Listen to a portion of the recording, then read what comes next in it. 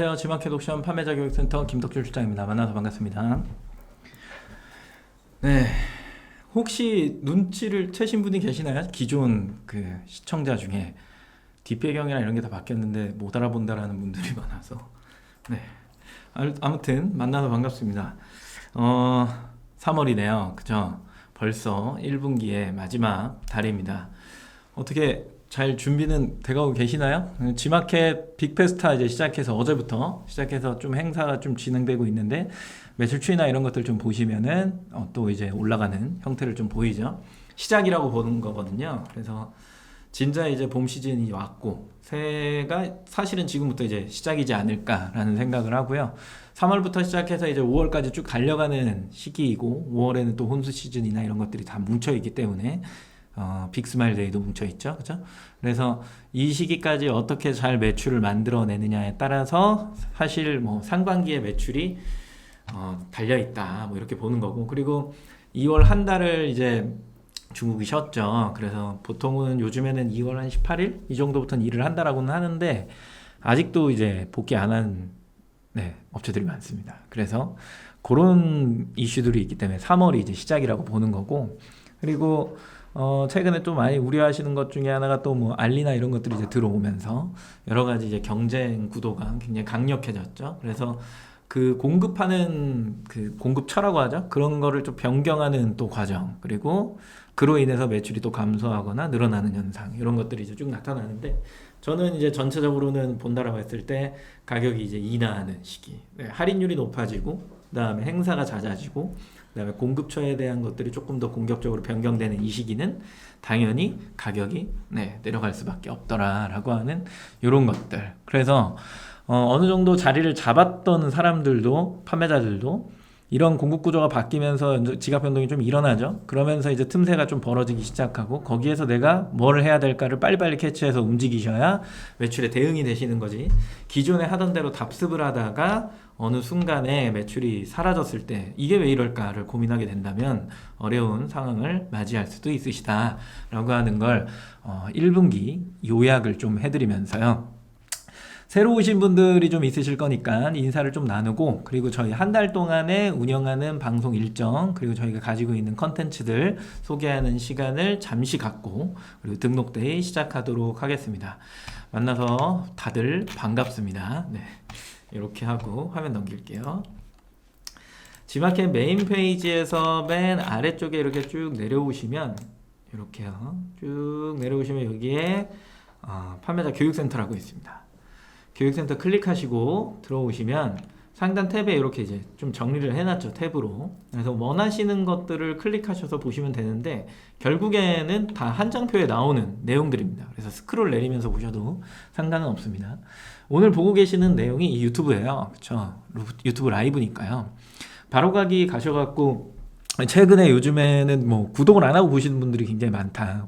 사실 저희가 뭐 영리를 추구하지 않기 때문에 뭐 구독이 되게 뭐 필요 없는 거 아니냐, 뭐 이렇게 생각하실 수도 있는데 구독은 굉장히 필요합니다. 그래서 저희 실적과도 관련이 있기 때문에 구독을 좀 많이 해주시고 들어가셔서 필요한 영상 컨텐츠 등등을 좀 확인해 보시면 좋을 것 같아요. 알림 설정도 좀 해주시고, 알림 설정 해두시면 저희가 이렇게 목요일마다 라이브를 하는데 라이브 할 때마다 이제 알림이 가실 거예요. 그러면 그때 이제 들어오셔가지고 같이 참여하고 궁금한 거 물어보시고, 그리고 들어오신 분들이랑 서로 이야기하면서 본인이 가지고 있었던 고충이나 이런 것도 좀 해결하시면 좀 좋을 것 같고요. 오늘 첫 번째 7일 등록데이입니다. 그리고 다음 주, 그 다음 주에서 목요일마다 이렇게 물류데이, 컨텐츠데이, 마케팅데이 이렇게 이어집니다. 아래쪽에 또 쭉 내려오시게 되면 카운셀링 신청해보세요 이렇게 되어 있죠. 이거는 이제 메일로 판매자님들이 생각하시고 계시는 고민, 이런 것들 같이 고민해 드리는 거예요. 그래서 주로 이제 오는 내용들이나 이런 것들을 보면은 되게 짤막하게 작성을 해갖고 보내시는 분들이 덜어 있는데 길면 길수록 좋습니다. 구구절절한 사연도 좋아하니까 내용을 그냥 자유롭게 기술을 하셔서 내가 이런 걸 해봤더니 이런 결과가 나왔다. 근데 나는 이런 걸 좀 변경할 수 있지 않을까라는 생각을 하는데 당신의 생각은 어떠냐? 이런 걸 물어보시면 저희도 판매하시는 상품 싹 다 본 다음에 이런 식의 개선은 어떨까요? 라는 거, 혹은 지금 잘하고 계시는데 여기서 좀 더 잘하시려면 이런 게 좀 필요하지 않을까요? 라는 제안을 좀 드립니다. 네, 그래서 자유로운 기술이니까 쭉 편하게 작성하신 다음에 메일 보내주시면 저희가 성심성의껏 답변 드리도록 하겠습니다. 그리고 아래쪽에 또 쭉 내려와 보시면 라이브 다시 보기 있고요. 저희가 다음날 7시에 재업로드 해드립니다.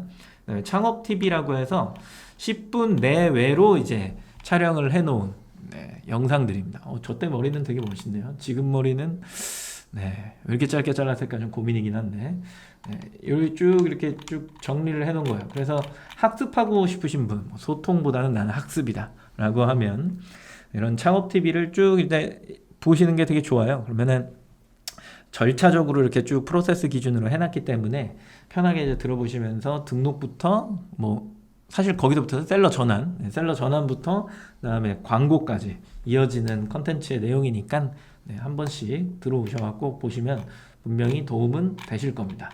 그리고 아래쪽에는 이런 소개죠, 그죠? 소개. 그래서 여러 가지 것들 보면서 혜택 받아가실 것도 좀 받아가시고 이런 것들 살펴보시면 좋을 것 같습니다. 3월은 날이 길죠, 그쵸? 그래서 안정적으로 이제 포진이 좀 돼 있는데 좋네요. 매주 목요일마다 라이브 참여하신다 이렇게 생각하시면 좋을 것 같습니다. 넘겨서 오늘 등록데이니까요. 등록데이 하기 전에 오늘 주요 컨텐츠의 제목이 검색 정확도에 관련한 이야기입니다. 그래서 가져온 화면 중에 하나가 조금은 뭐라 그럴까, 모든 카테고리가 이렇지는 않습니다. 모든 카테고리가 이렇지 않은데 정확도를 설명을 할 때 가장 편안한 방식 중에 하나가 될 수 있을 것 같아요. 백팩을 검색해보죠. 백팩 하면 떠오르는 게 뭐가 있으십니까? 백팩. 당연히 그냥 이렇게 메고 다니는 거죠. 얼마 전에 같은 판매자예요. 같은 판매자가 나는 백팩을 좀 해보고 싶어 라는 이야기를 막 하시면서 여러 브랜드들을 막 이야기하시고, 이런 류의 가방을 하면 어떨까라는 이제 이야기를 주셨는데, 길게 통화한 걸 다 설명할 수 없으니까 요약해서 두 가지의 가방으로 구분이 되는데, 요즘에 이제 좀 많이 젊으신 분들이 많이 이렇게 매는 가방 중에 밀리터리처럼 수납이 굉장히 많이 되는 가방이 있어요. 그래서 저거 들고 다니면 어깨 안 아픈가? 막 이런 생각이 들 정도로 큰 가방을 메고 다닙니다. 젊으신 분들 중에. 그리고 조금 더 연령층이 가면 좀 더 컴팩트해요.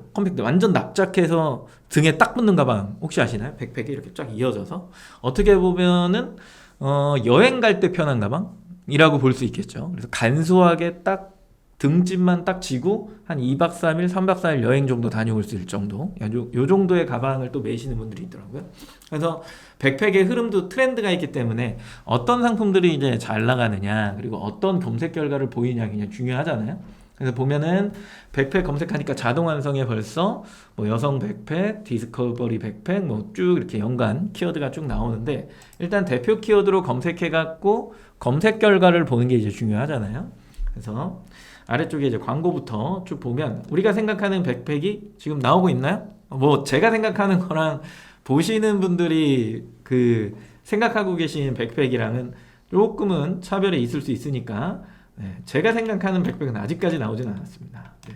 쭉 보시면 보통 이런 가방들, 주로 이런 광고 쪽에 몰려있는 가방들을 보면은 어떤 게 떠오르세요? 노트북 가방 이런 게 좀 떠오르시지 않으시나요? 저는 개인적으로는 약간 그런 느낌인데, 또 아래쪽으로 쭉 내려와 보면은 이제 광고 요 영역 쪽에 보면은 알 수 없는 백팩들도 좀 보이시네요. 그죠? 그리고 애기들 가방도 보이죠? 학생 책 가방. 그거는 이제 또 책 가방이라고 이따가 한번 좋네요. 책 가방이라고 한번 좀 이따가 또 검색을 해볼게요. 생각했던 게 약간 이런 가방이거든요. 저는 이런 가방. 그리고 이런 가방이 될 수도 있고요. 좀 더 커야 돼요. 근데 제가 생각한 것. 그리고 아래쪽에 쭉 내려보면 아직도 광고죠. 그죠? 이거 약간 지금은 약간 트렌드에서 벗어나겠지만 잔스포츠 이스트팩 약간 이쪽에 이제 계열에 있는 백팩들이고, 그리고 비슷하고 아래쪽에 쭉 내려와서 스마일 배송에 입고된 패션 가방이 많네요. 여기가 이제 랭크 순이죠. 그렇죠? 나이키가 자리를 하고 있군요. 해외 직구 보면은 어떤가요? 노트북 가방이 주로, 그리고 이거는 이제 캐주얼 가방, 잔스포츠 있고요. 그 다음에 아래쪽에 내려보면 또 패션 가방, 패션 가방, 네, 패션 가방, 노트북 가방, 패션 가방. 제가 생각한 약간 그 뭐라 그럴까, 엄청 크면서 수납이 많이 되는 가방은 사실상 좀 보이지는 않는 것 같네요. 네. 이런 식의 이제 백팩이 쭉 이어져 왔어요. 그러면 책 가방을 검색하기 전에, 아이고 스크롤을 올려버렸네요. 다시 주목할 만한 상품입니다 영역에 가서 카테고리 확인할게요. 우리 이제 정확도 이야기하는 거니까. 백팩을 검색했을 때 랭크 순에 나오는 카테고리는 뭐냐, 이게 이제 중요한 거거든요. 하나 클릭하고 해외 직군 건너뛰고요. 또 하나 클릭하고 얘 하나 클릭하고 네 번째 거 백화점이니까 넘어가고요. 해외 직구 넘어가고 스마일 배송 넘어가고 일반 상품, 네, 요걸 또 클릭해 봅니다. 첫 번째 등록된 카테고리, 이 부분 보는 겁니다. 이 부분 봤더니 가방 자파의 백팩 캐주얼 가방의 백팩이에요. 맞지? 근데 여기 왔더니 스포츠 운동화 스포츠 가방의 스포츠 백팩이에요. 카테고리가 또 바뀌었네. 그 다음에 가방 자파의 백팩 캐주얼 가방의 백팩이에요. 그리고 가방 자파 백팩 캐주얼 가방의 백팩입니다. 만약에 아웃도어의 형태를 조금 더 가져간다라고 하면 사실 이쪽이 맞는 것 같아요. 저는 이 잔스포츠도 사실은 이쪽으로 왔어야 되는 거 아닐까? 라는 생각은 하고 있거든요. 정확도 개념에서. 누군가는 카테고리를 클릭하면서 쇼핑을 할 수도 있는 거니까요. 이거 클릭해서. 그죠? 근데 일단은 백팩 검색 결과에 어디다 등록을 하든 일단은 나온다 라고 하는 개념이 있는 거고, 그러면 여기에서 책가방을 하나 또 검색을 해보죠. 없애고 여기다 책가방, 아까 얘기하셨으니까 책가방 이렇게 검색하고, 또 광고가 연결된 지점부터 해갖고 쭉 보는 거죠. 네, 쭉 보는데 크게 막 달라진 점은 없지만 그래도 아까보다는 조금 더 알록달록하면서 이런 학생 가방이 더 많이 나오기 시작하죠. 그렇죠?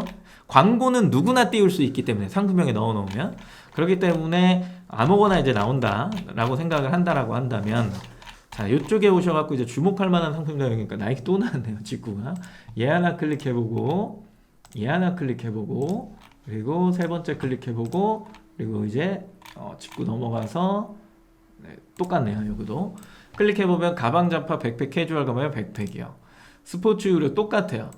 똑같죠? 똑같아요. 그래서 내가 가방 자파에 등록을 하든 스포츠 의류 운동화 스포츠 가방에 스포츠 백팩에 등록을 하든 일단은 책 가방이랑 백팩 검색 결과에 나온다 라고 하는 개념. 그러면 여기서 이제 도출할 수 있는 건 우리는 상품명에 그냥 책 가방이랑 그 다음에 백팩을 같이 넣어도 된다라는 이제 개념이 나온 거죠. 개념이 나온 겁니다.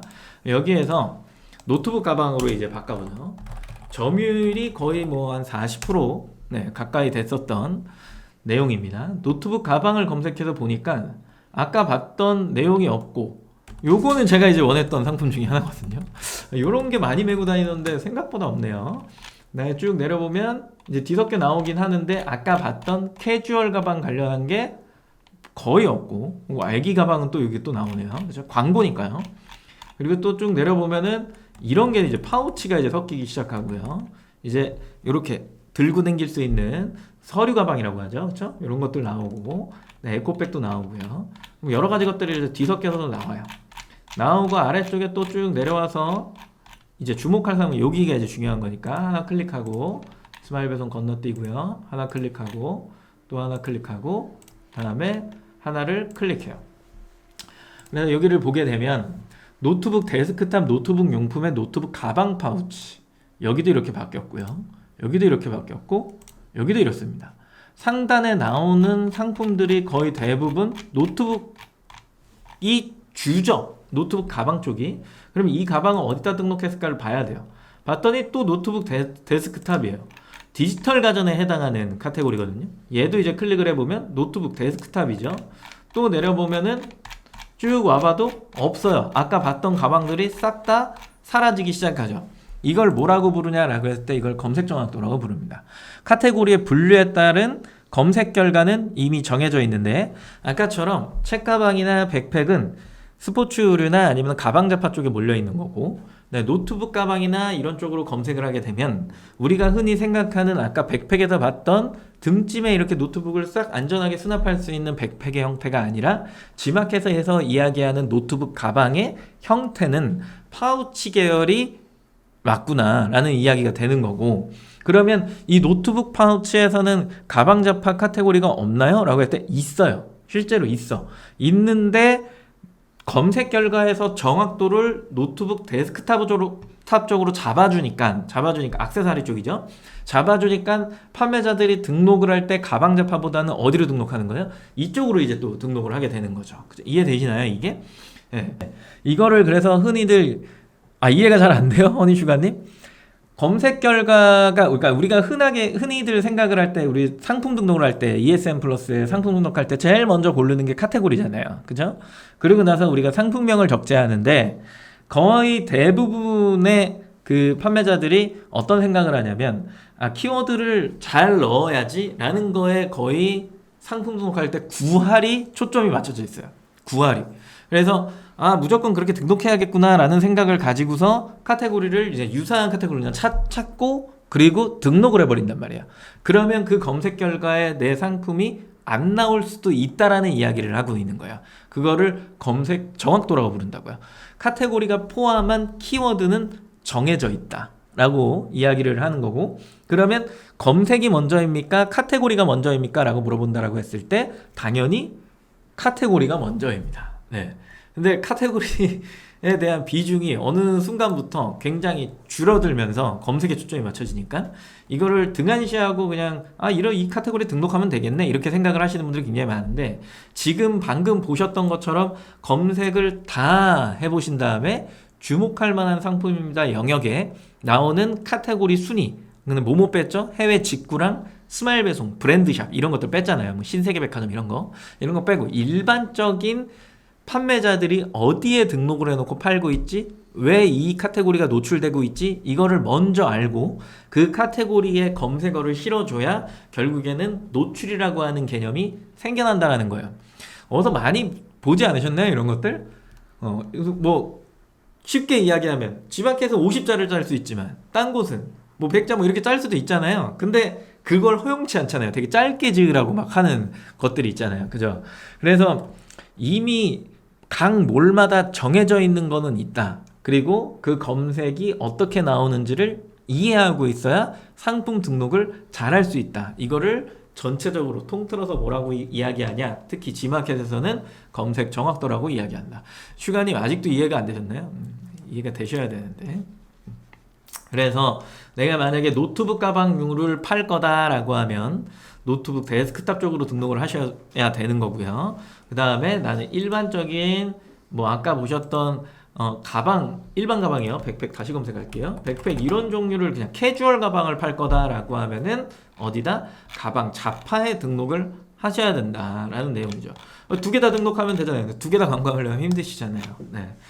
어느 게 살아남을지 모르시잖아요. 선택과 집중이잖아요. 결국엔. 그렇기 때문에 검색 결과를 보고 더 나한테 중요한 키워드가 어떤 키워드냐, 그거에 맞는 카테고리를 선정해라, 이 얘기를 지금 방금 드린 겁니다. 뭐 어려운 이야기가 될 수도 있죠, 그쵸?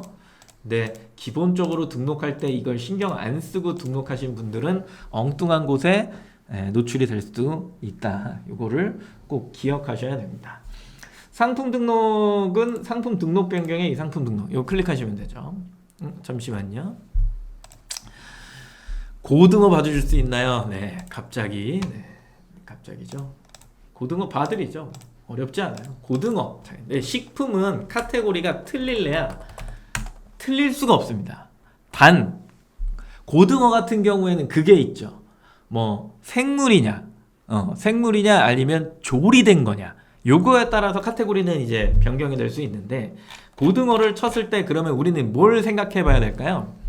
생물이 나올까? 아니면 조리돼 있는 요게 뭐 밀키트라고 표현하나요? 그런 것들을 그게 나올까를 뭐 보시면 좋을 것 같기는 한데, 저도 뭐 검색 결과 지금 봐달라고 했으니까 이제 보는 거예요. 주목할 만한 상품입니다 영역 쪽에 이렇게 내려오시게 되면 여기죠, 그렇죠? 노르웨이 순살 고등어 10팩, 그렇죠? 클릭하면 고등어. 응, 그냥 끝나잖아요, 이걸로. 이렇게 끝나면 아까 방금 전에 얘기한 것도 취소해요. 두 개는 그냥 동시에 나오는 거예요. 이게 다 묶어버렸잖아요. 신선식품에 생선에 고등어. 또 내려서 예를 보면 신선식품 생선에 고등어. 그냥 카테고리가 하나인 거지. 조금 더 뭐라 그럴까 이런 거 제도 저염 손질 순살 고등어. 야 약간 이런 것들. 생선에 고등어. 그죠? 또 내려서 또 쭉 보면 요런 이것도 이렇게 생물처럼 찍어놨어. 이게 쭉 보면은 파닥파닥 요런 거죠. 네. 손질 이런 거 건어물 천국 뭐 생선의 고등어. 고등어는 달라질래야 달라질 수가 없습니다. 그냥 고등어는 고등어로 끝납니다. 고등어로 끝나버려요. 또 뭐 봐달라고요? 네. 그럼 상품을 일단 다 검색해보고 올려야 되나요? 그쵸? 내가 키워드에 파생이 많은 상품이냐 적은 상품이냐가 중요한 겁니다. 뒷다리님, 개구리 뒷다리님, 정확하게 키워드에 파생이 많냐 적냐. 지금 방금 보셨던 고등어는 키워드에 파생이 있나요? 없죠. 노르웨이 순살 고등어 혹은 순살 고등어, 고등어 1kg, 고등어 3kg, 고등어 2kg, 고등어 10마리 이런 게 있을 수 있겠지만 파생이 그게 조회수가 엄청나게 높은 애들이 아니잖아요. 그죠? 그러면 고등어한테 그냥 다 종속된다고 보면 돼요. 그래서 기본적으로 고등어는 그냥 카테고리 하나에서 끝나버리는 겁니다. 근데 만약에 카테고리 아까처럼 보신 것처럼 뭐 백팩, 책가방, 그리고 거기에 이제 노트북 가방 뭐 이런 식으로 파생이 일어나는데 얘네들의 가중치가 다 높아. 어떻게 보면 다 높은 상태에서는 검색을 해보고 검색 결과의 카테고리가 뭔지를 확인하셔야 네, 마음에 안도감이 생긴다라고 볼 수 있는 거죠. 행거를 I로 치나요? 오, 속상하네요. 둘 다 나오네. 행거 이렇게 검색을 하면 주목할 만한 상품입니다. 영역 다시 좀 내려와서 네, 행거는 왜 물어보시는 거예요? 행거가 헷갈릴 게 뭐가 있나요? 안 팔아봐서 모르겠는데 보면 이제 행거 이게 행거를 어이로 검색했는데 상품명에 I로 한 사람이 있다. 그러면 두 개 다 잡아낸다. 이 얘기죠. 그죠? 그리고 내가 여기서 만약에 행거 이렇게 검색을 했는데 어이가 나온다. 어이 나오고 I 다 나온다. 그러면은 결국에는 두 개를 동시에 G마켓이 시스템적으로 다 잡아준다라고 생각하시면 됩니다. 뭐 어려운 게 아니죠. 그죠? 네, 검색이 똑같으니까. 그죠? 이렇게 나오는 거고 하나 클릭하고요. 그 다음에 두 개 클릭하고 그리고 세 개. 행거에 지금 다 넣어놓은 거 보니까 이 트롤리를 넣어놨네요. 그죠? 그러면은 트롤리를 검색했을 때 철저한 거 시스템 행거 네.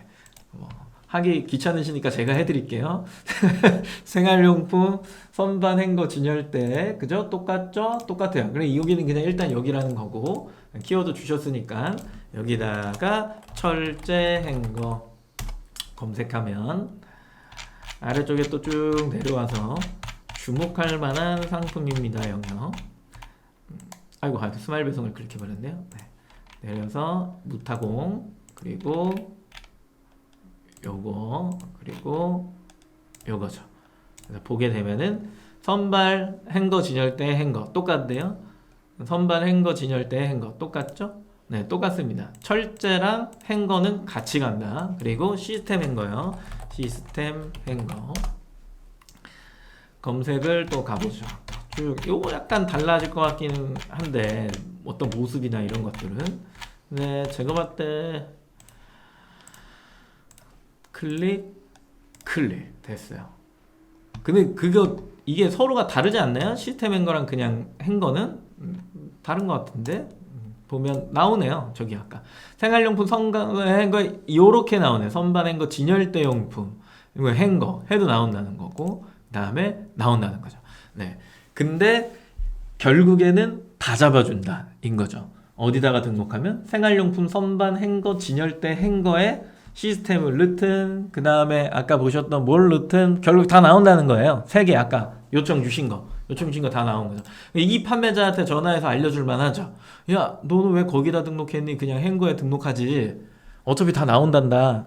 경쟁사한테 전화해서 알려주는 거죠. 너 행거로 바꿔. 뭐 굳이 거기다 왜 등록했어? 말 이렇게 알려주면은 좋아하겠죠. 그죠?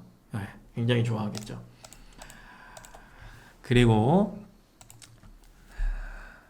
뒷다리님이 김치냉장고 카테고리 설정 시 김치냉장고 카테고리 설정할 때 김치냉장고로 카테고리 입력하면 추천 옵션 모드로 설정이 안 되고 카테고리를 냉장고 용품으로 해야지 추천 옵션 모드로 업로드가 돼. 이름이 무슨 얘기인지 잘 모르겠네요. 추천 옵션 모드가 뭐죠? 전 처음 듣는 용어라. 추천 옵션 모드라고 하는 게. 그냥 검색해 볼게요. 김치냉장고 화면 돌립니다. 보면 제가 가전을 많이 교육을 해봤는데 처음 듣는 얘기라서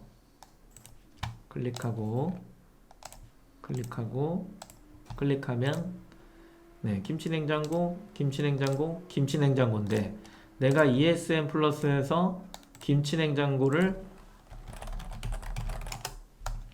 검색해서 여기다가 하면 뭐가 달라진다는 건지 사실 잘 모르겠어서 주방 가전에 냉장고에 냉동 맞잖아요.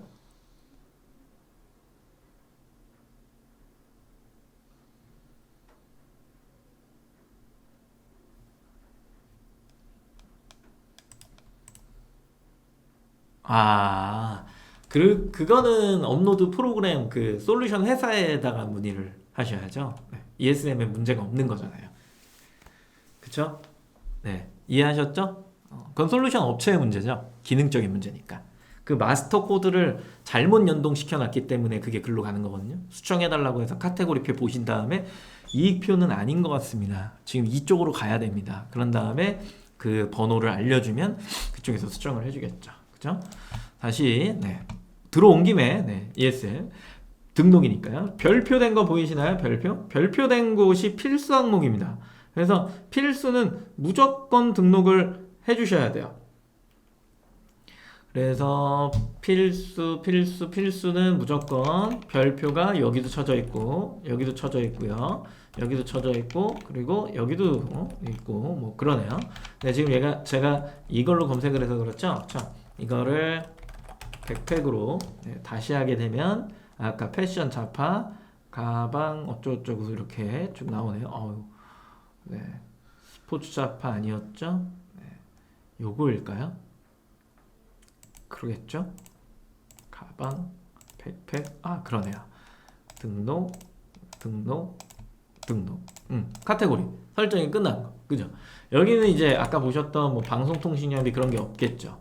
이렇게 있고 그리고 쭉 내리면 뭐가 없어요. 노출 정보 쪽에 오면 이미지, 상세 페이지, 상품 정보 제공 고시, 발송 정책 없어요. 추가 정보에는 없습니다.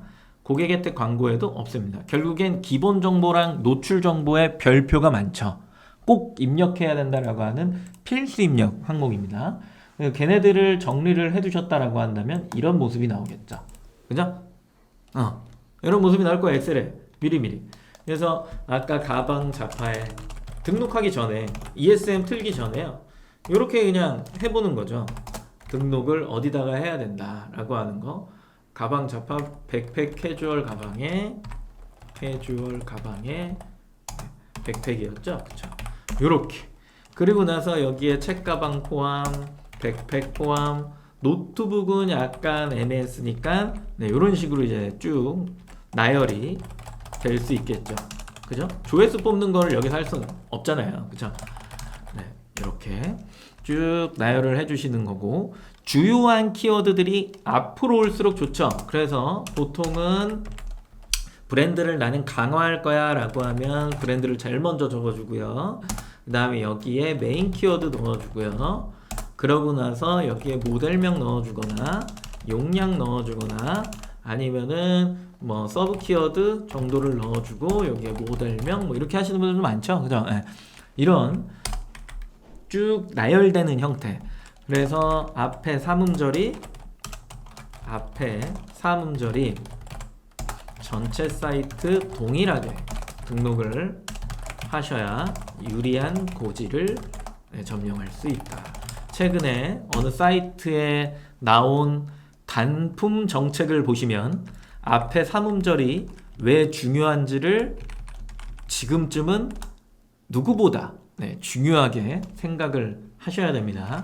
그래서 전체적으로 나올 수 있게 상품명을 잘 맞춰주는 작업 하나가 필요할 것 같고요. 그다음에 판매 가격이라고 하는 건 사실 클릭가가 있고 그 다음에 구매가가 있고 그리고 선호가가 있습니다. 그래서 저는 이걸 A, B, C로 구분을 하는 거고요. 그럼 클릭가는 뭐였냐라고 하면 이렇게 할까요? 구매가, 선호가 이렇게 될 수 있는데 클릭가는 말 그대로 표면이에요. 표면. 이 표면을 이야기할 때 뭐 이런 이야기를 할 수 있죠. 가격 할인을 실제로 할인을 해서 보여주는 게 좋을까요? 아니면 쿠폰을 적용해서 들어온 사람이 할인을 받았을 때 최종을 보여주는 게 맞을까요? 라는 이야기인 거예요. 그러니까 표면에서 보여주는 게 맞냐. 예를 들어 49,000원이 표면에서 49,000원이 맞냐. 아니면 원래는 69,000원인데 표면이 69,000원인데 다운로드 클릭 후 다운로드 쿠폰을 적용해서 49,000원이 많으냐라고 하는 거죠. 그죠? 표면이라고 하는 게 어느 게 더 맞냐라고 1번과 2번 이렇게 있습니다. 어느 게 맞다라고 보십니까?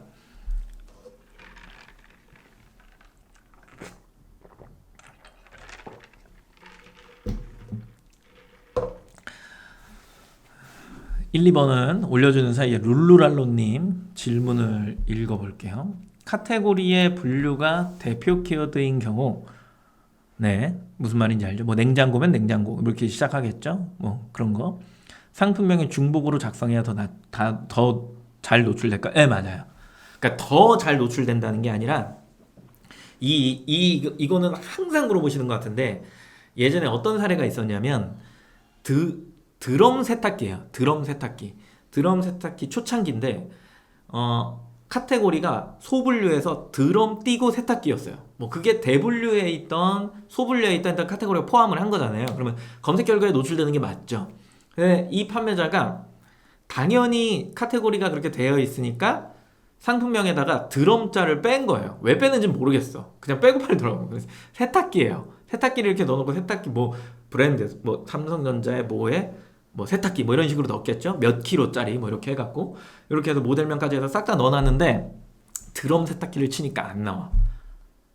이런 상황을 만들고 싶지 않은 거죠. 뭐 예를 들어 드럼 세탁기 13kg 여기서부터도 안 나와. 그러면 드럼 하나 때문에 그냥 다 안 나와 버리는 거잖아요. 내가 카테고리에 있으니까 당연히 나올 거라는 생각을 갖지 마세요. 카테고리는 정확도에 해당하는 거고 상품명은 최대한 검색될 만한 것들을 정확도에 맞춰서 적재하셔야죠. 그죠? 그리고 아까 얘기했잖아요. 가중치가 낮아지면 낮아질수록 그냥 나온다. 그러면 이 얘기는 뭐냐라고 했을 때 대표 키워드에서 서브 키워드까지는 정확도의 개념이 확실하게 들어가요. 근데 3음절, 4음절, 5음절까지 뭉쳐갖고 이게 검색의 파생이 엄청나게 길어진 그 키워드의 경우, 뭐 이런 경우는 그냥 넣어놓으면 나와요. 왜냐면 정확도가 존재할 수가 없어요. 이걸 다 설명하려면 되게 힘든데 그냥 저를 믿으세요. 네. 파생이 되게 길어지면 결국엔 다 나와요. 그래서 메인 키워드, 서브 키워드, 세 번째 키워드까지만 정확도를 맞추시고 그 나머지는 그냥 롱테일로 걸어도 상관없다. 상품명에. 근데 카테고리에 포함되어 있기 때문에 그 명이 키워드가 그 상품명에 적재를 하면 안 되냐? 아니면 무조건 하셔야 됩니다. 무조건 하셔야 됩니다. 네. 그리고 이게 또 부연 설명을 해드리면 가격 비교까지 날아가잖아요. 그러면 상품명에 이건 이제 카테고리 기준으로 날아가는 게 아니라 가격 비교에 날아갈 때는 상품명 기준으로 날아가요. 그러다 보니까 내가 그 상품명을 적재하지 않으면 이 상품을 뭐라고 지칭해야 되지 해서 흔들릴 확률이 높아요. 그러면 실질적으로 가격 비교에 날아갔을 때 카테고리가 대분류, 중분류, 소분류로 나와야 되는데 대분류만 딱 나와버리는 경우가 있거든요. 그런 경우가 이제 이 상품은 정확하지 않다라고 보는 거예요. 그래서 그런 사태를 또 안 만들려면 넣으셔야 된다라는 내용입니다. 그리고 1번, 2번 해주는데 1번이 뭐 4분 참여해 주셨으니까 1번이 뭐 압도적이라고 표현하는 게 맞나요? 네. 허니슈가님 왜 2번이라 하셨는지 잘 모르겠지만 표현 이게 맞죠? 그쵸? 왜? 이거는 그러니까 왜가 중요한 거잖아요. 왜? 클릭과 관련됐기 때문에 49,000원 클릭할래요? 69,000원 클릭할래요? 그쵸? 네. 49,000이 이기죠. 그죠? 이게 이겼습니다. 근데 뒤에 가서 제가 추가적인 질문을 한번 더 드릴게요. 자, 그러면 이 상태에서 구매가는 뭐냐라고 했을 때 얼마에서 얼마까지 구매하는 거야? 사람들이 그러니까 얼마에서 얼마까지 구매하냐라는 얘기는 가장 궁금한 거잖아요. 그냥 검색해놓고 여기다가 100 검색해놓고 주목할 만한 상품입니다 영역에 상품하고 이렇게 매칭을 시켜보는 거예요.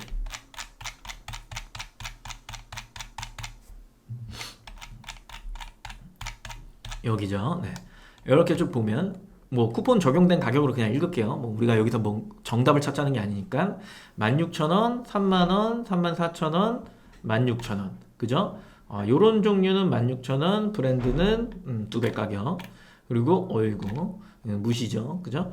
그리고 얘도 45,900원, 15,000원, 30,000원, 31,000원, 13,000원, 35,000원. 이게 벌써 답이 나오지 않았나요? 그죠? 답이 어느 정도 나왔어요. 얼마래요? 얼마에서 얼마까지 구매할 수 있대요? 고객이 15,000원에서 평균 잡는 거니까 35,000원까지 결제할 수 있대요.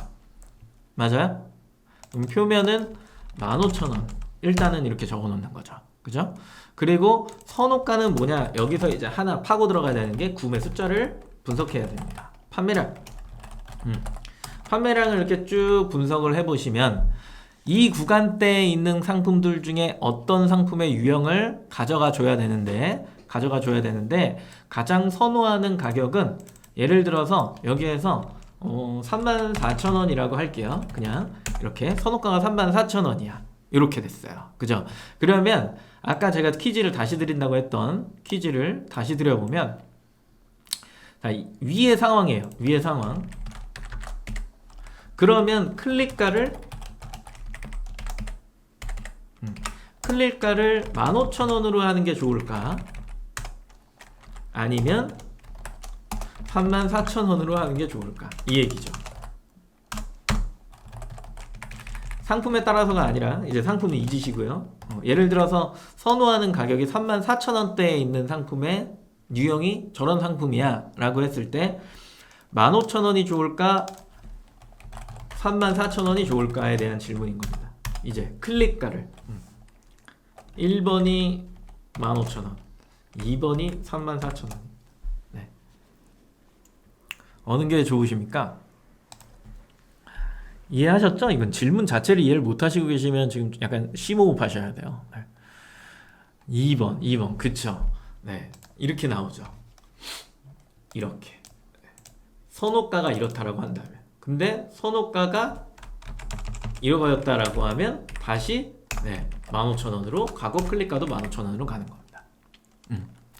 이해하세요? 선호되는 기준이 있다고요. 그거를 맞춰주는 게 좋지 그렇지 않으면 클릭에서 이미 흔들어집니다. 왜 이것도 이런 예시를 들을게요. 예전에 이런 얘기 했잖아요. 미끼 상품 많이 들어보셨나요? 아직도 이런 강의를 하고 있다라면 그 사람은 걸러야 됩니다. 미끼 상품에 대한 이야기를 막 하잖아요. 그래서 표면가를 낮추고 그런 다음에 들어온 고객에게 막 추가금을 사게 만들어서 그래서 옵션을 많이 짜야 하고 이런 구구절절한 사연을 이야기하고 있다. 걸러야 됩니다. 왜냐? 정책상이 다르잖아요. 정책이. 썸네일과 상품명과 가격이 같아야 하는 시기입니다. 전체 사이트가 그래요. 시기입니다. 물론 어느 특정 카테고리에 가면 단속이 덜해서 그런 것들이 걸러지지 않는 경우도 있겠지만 기본적으로 이거는 강력하게 추구하는 것 중에 하나입니다. 그렇기 때문에 기본적으로 고객이 좋아하는 상품의 기준이 있으셔야 돼요. 예전에 이 미끼를 걸 때의 정책은 뭐였냐면 썸네일에 뭐가 있든 그리고 상품명에 뭐라고 쓰든 가격은 싸면 된다라는 게 있었어요. 그냥 이거 안 걸러낸 거죠. 예. 이런 게 없다 보니까 그냥 표면가를 낮추고 썸네일에는 선호의 상품을 올려놓고 상품명에도 선호의 상품을 넣어놓은 다음에 결국에는 들어가면 이 상품은 품절이거나 뭐 없는 상품이거나 아니면 사도 별로인 상품들 이런 것들이 막 있었단 말이에요. 네. 그래서 그런 정책이 지금 없어진 시기에 네. 미끼를 이야기한다. 그거는 옳지 못한 내용이 하나가 됩니다. 네. 그렇죠? 그리고 이제 기본 수수료가 이제 13% 거의 대부분 그렇죠. 뭐 아까 보셨던 노트북이나 이런 쪽은 뭐 9% 이렇게 되긴 하지만 기본적으로는 일반 네, 카테고리의 수수료는 13%입니다. 13%. 이게 뭐예요? 가격 비교를 타고 들어온 고객은 2%의 연동 수수료를 받죠? 맞죠? 이것까지 이해하셨고 그 다음에 채널 쿠폰이 이제 붙어요. 그러면은 100% 쿠폰이 100% 그러니까 예를 들어서 1,000원 쿠폰이 이렇게 붙은 거예요. 원 단위로 붙이진 않잖아요. 그죠? 네, 1,000원이 붙었다고 칠게요. 1,000원에 150원은 누가 부담하는 거다? 판매자가 부담이다. 요렇게 이제 가는 게 일반적인 형태입니다. 근데 우리가 이제 지금 같은 시기죠. 지금 같은 시기를 이렇게 딱 띄워놨는데 빅페스타 시기잖아요. 여기 보시면 3월 6일에서 3월 18일까지 아래서 쭉 내려오면 12% 15% 쿠폰이 적용될 건데 당사 판매자 50대 50, 5대 5로 할 거고 쿠폰 할인율은 최대 15%를 초과하지 않을 겁니다. 라는 내용들이 쭉 나와 있는 거고 그 내용이 이렇게 밑에 또 쭉 나와 있죠. 그리고 이 부분 잘 보이시지 않겠지만 여기 판매자가 50%씩 분담합니다. 여기 써져 있죠. 저 빨간색으로. 네, 프로모션마다 다르니까 이런 것들 잘 읽어보셔야 돼요. 이런 내용들이 이렇게 쭉 나와 있는 거예요. 이런 경우는 동의를 받기 때문에 이렇게 동의를 받기 때문에 일반적일 때랑은 별개의 문제가 되는 거죠. 맞아요? 네, 맞아요. 그래서 이 시기와 그 시기는 다르다라고 하는 거. 그럼 여기는 시기에 따른 이벤트 쿠폰. 그래서 여기는 50% 이렇게 되어 있는 거죠. 그죠? 할인 금액의 50%.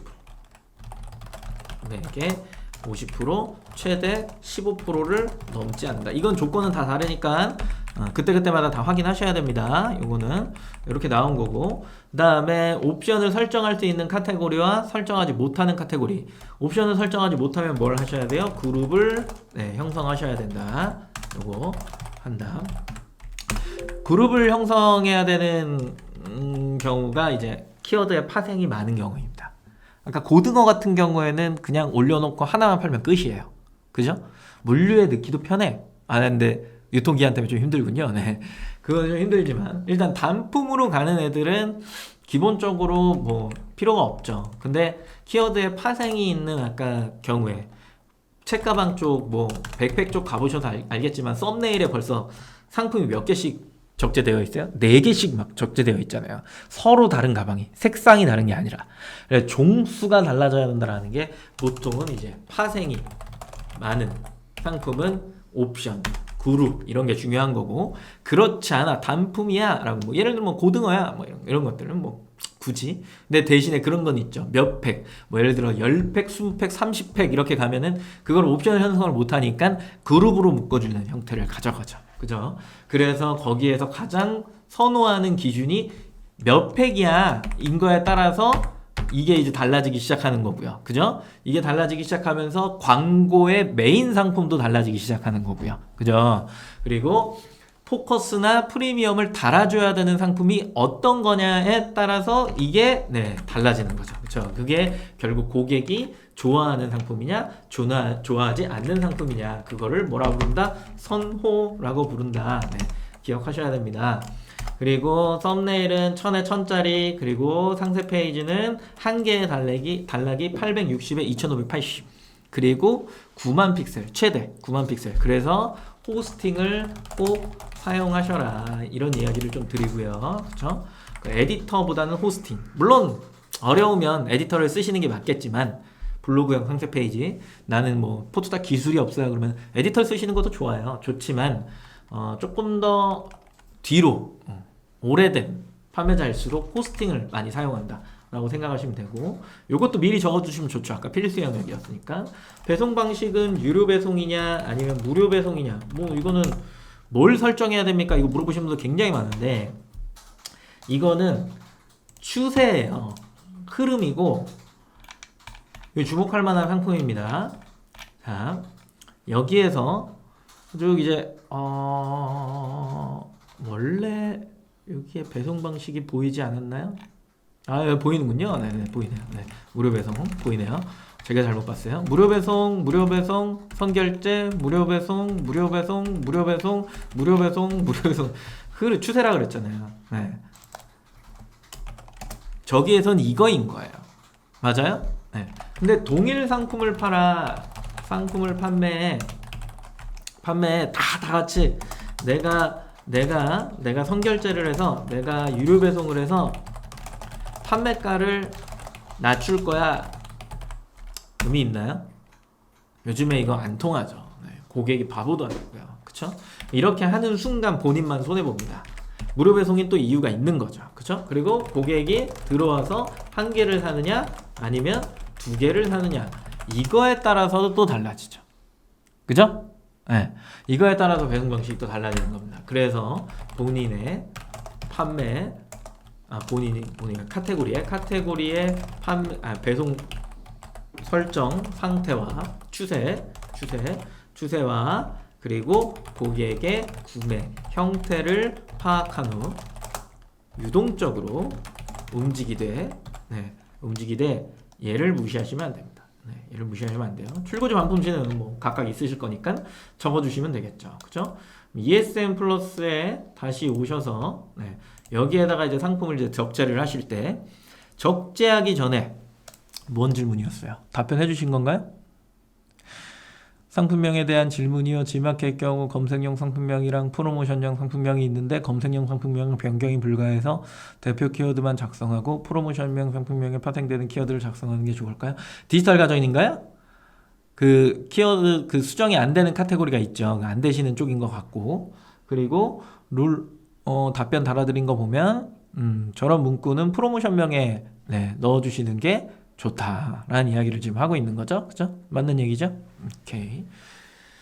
검색이 돼야 되는 거. 보통은 이제 뭐 말씀하시는 프로모션명 같은 경우에는 검색으로 뭔가 사람들이 하는 행위가 없잖아요. 거의 없다라고 보시면 되거든요. 그런 거는 이제 변경이 계속 되기 때문에 사은품 같은 거 그런 거는 프로모션명 이용하시는 게 좋고 그렇지 않은 경우는 픽스되는 키워드 같은 경우는 무조건 검색명으로 하셔야 된다라고 하는 거.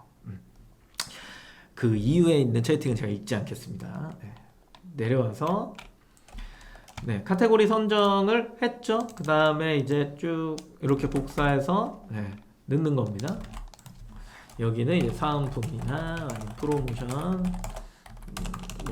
진행할 내용 적었니. 어떻게 보면 이거는 약간 홍보 문구 뭐 해당할 수도 있죠. 그죠?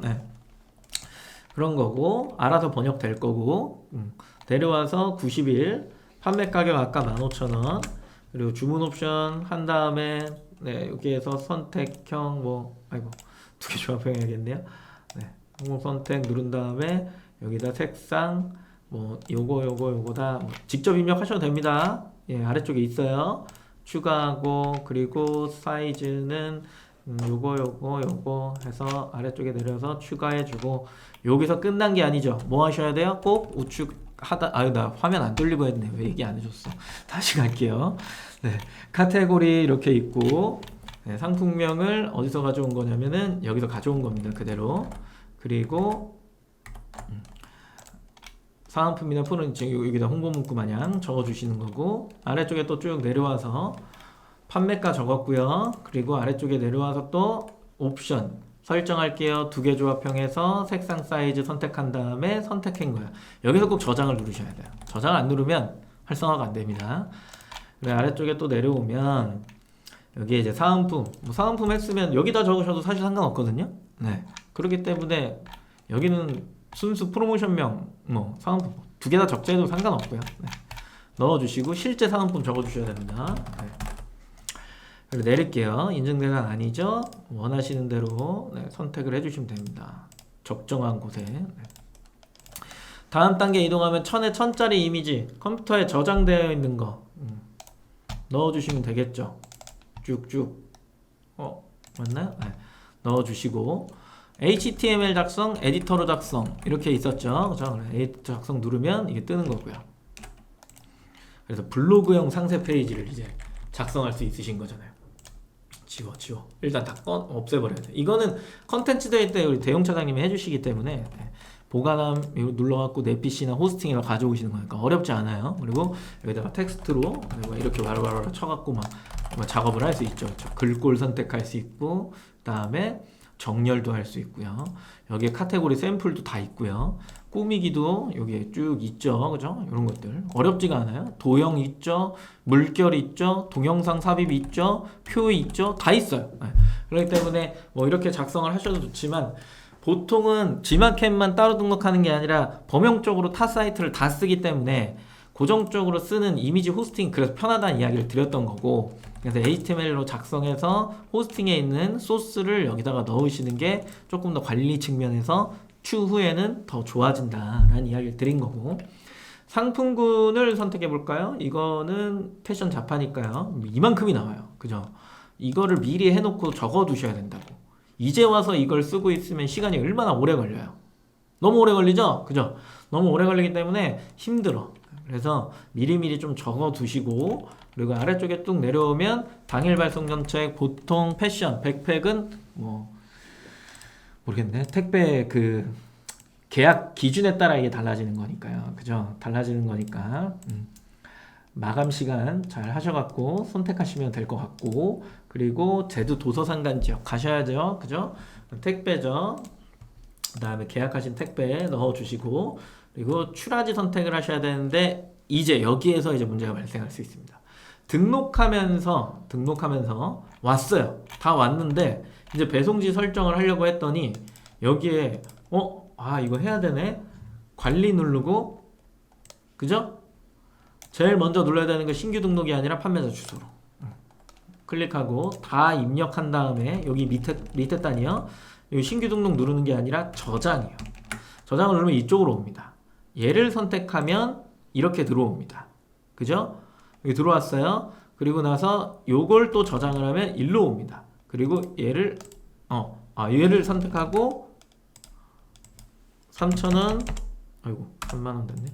7,000원 이렇게 한 다음에 저장 누르면 이게 또 일로 옵니다. 그럼 얘를 선택하고 선택을 누르면 여기 들어오는 겁니다. 이해하시죠? 네. 다시 관리 누르고 신규 등록 누르는 게 아니라 뭘 누른다고요? 판매자 주소로 얘를 누르고 써요. 다 쓰고 저장, 여기에서 선택, 그럼 일로 들어와요. 아유, 왜 이래? 들어가. 네. 여기 들어와요. 여기다 입력해요. 그리고 나서 도서상간 지역 입력해요. 저장 누르면 일로 와요. 그리고 여기에서 또 선택 누르면 일로 들어온다고요. 네, 이쪽으로. 그쵸?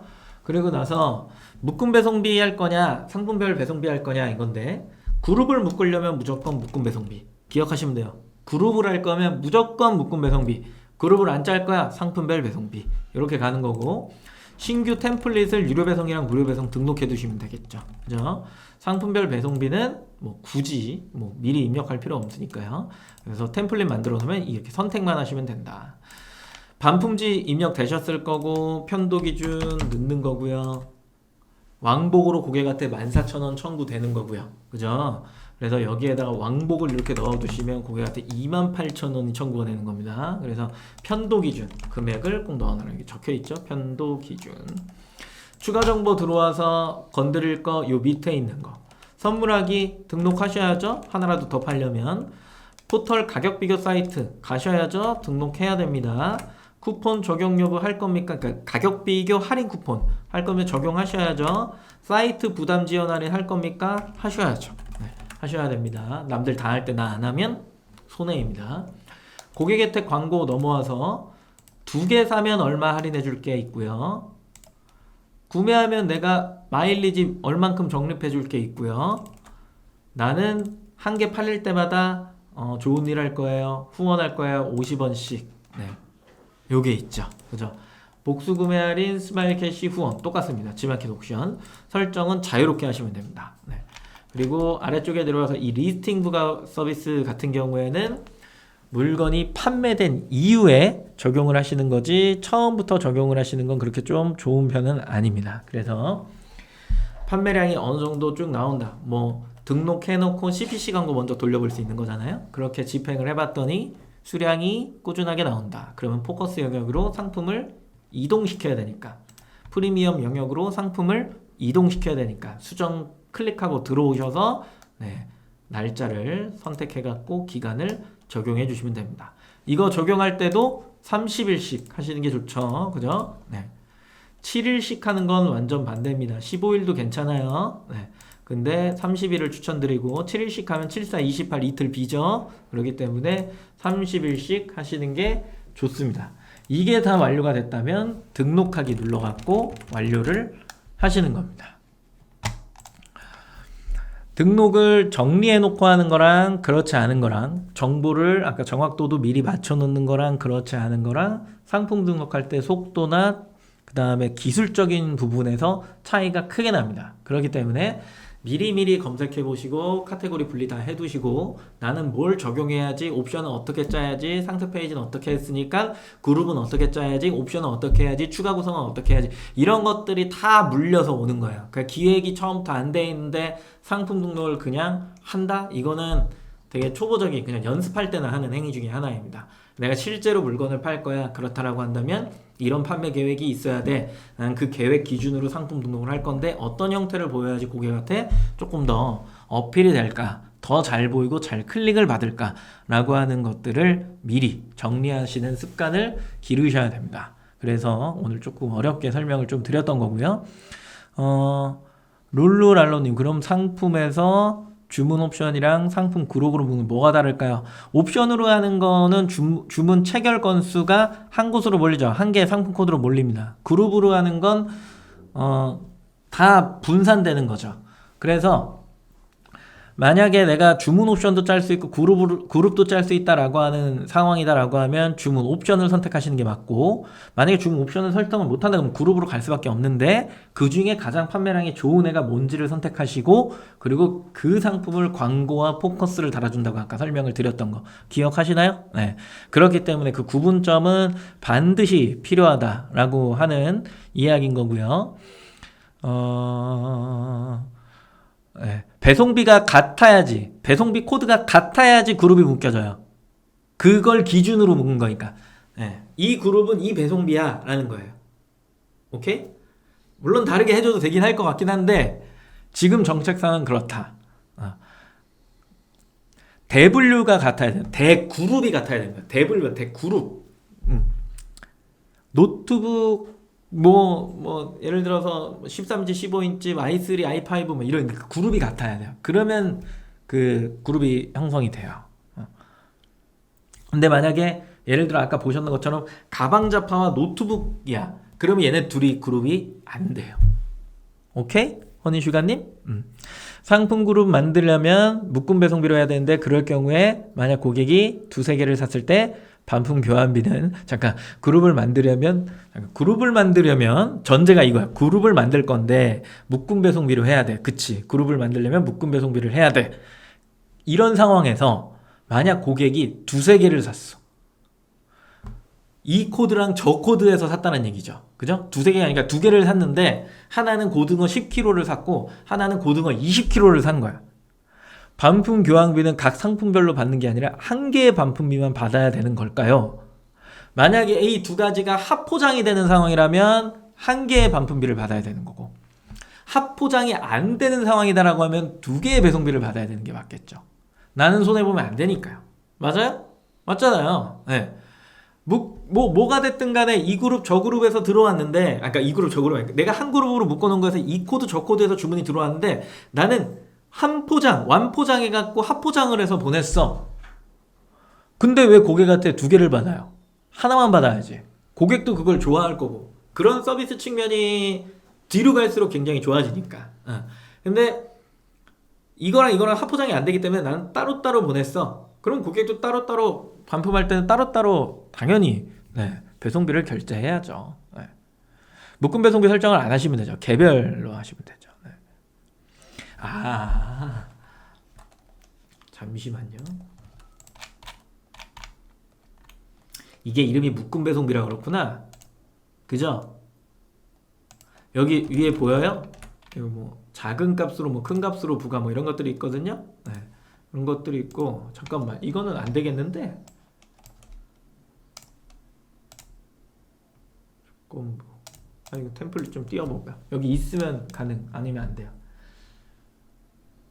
무료에 안 되네. 네. 네, 무조건 합포장이네요. 그쵸? 안 돼, 분리가. 안 돼, 안 돼. 안 돼, 안 돼. 묶음 배송비는 그냥 묶음입니다. 네, 오케이. 이렇게 되면 곤란하긴 하네요. 상세 페이지에 적재하세요.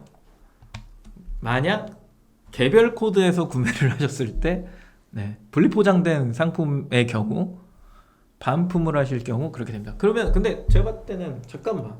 어차피 나는 여기다 등록하고 여기다 등록한 거니까 여기다 등록하고 여기다 등록한 거니까 교환을 하게 되면 반품을 하게 되면 따로 받을 수 있을 것 같은데요? 왜냐면 반품은 내가 여기다가 이렇게 적어 놓은 거잖아요. 여기 화면 안 돌렸구나. 반품은 금액을 내가 여기다 적어 놓은 거잖아요. 이 코드를 등록했고 다른 코드를 등록했잖아. 그러면 여기에 이렇게 등록을 해놨기 때문에 분리가 될 것 같은데? 무조건 되죠? 왜냐면 코드가 다르니까요. 맞죠? 저 같은 경우에는 어떤 경우가 있냐면 옵션 상품인데 무료 배송 상품이에요. 여기다가 이제 이렇게 적을 수밖에 없잖아요. 근데 고객이 수량을 2개를 샀어. 같은 사이즈를. 그러고 나서 반품을 칠 때는 배송비를 한 번만 결제해. 이러면은 이제 당황스러운 상황이 저는 발생됩니다. 네. 혹은 2번 결제한 거야, 이 사람이. 같은 사이즈를 같은 코드에서. 그런 다음에 이 사람이 배송비를 한 번만 결제해요. 이게 좀 당황스럽긴 하거든요. 그러면 고객한테 전화해서 따로 받으셨잖아요. 그러니까 따로 주셔야죠 라고 얘기하면 고객은 대부분 이해를 해요. 예전 고객들은 이해를 못해. 네, 요즘 고객은 다 이해를 한다고 봐요. 근데 지금 묶음 상품에서 따로따로 등록해 놓고 이렇게 설정해 놓으면은 네, 따로따로 청구 되실 겁니다. 그룹으로 설정해 놓은 상태라면 코드가 다르기 때문에 오히려 오케이? 개선을 할 게 아닌 것 같은데 지금 제가 그룹 상품이 거의 없어서 저 같은 경우에는 또 그룹 상품 같은 경우에도 이거랑 저거를 사면 저는 합포장해서 보내거든요. 그러면 고객한테 1회만 청구를 할 수밖에 없죠. 고객이 알아서 하나는 판매자 직접 송금, 하나는 그 환불금 차감 선택을 하십니다. 됐죠? 보통 그리고 전화 와요. 그런 상황은 나 배송비 왜 2번 결제하냐고 화내면서 퀴즈 나갑니다. 상세 페이지 한 단락의 길이는 이라고 했습니다. 뭘까요? 2500,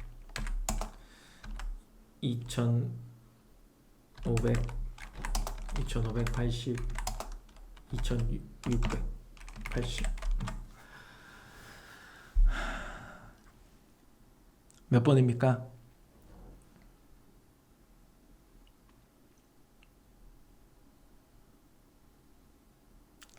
그냥 쓱 하고 지나간 거는 잘 기억을 못 하시는군요. 김강성님 1993 깜진님 드리도록 하겠습니다. 대답하라고 한 게 아니라 대답하라고 한 게 아니라요. 제 룰이 있어요. 3번, 6번한테 드리는. 그래서 김강성님이랑 1993 깜진님 두 분에게 드리도록 하겠습니다. 질문 있으시면은 짧게 질문을 받고요. 없으시면은 마치도록 하겠습니다.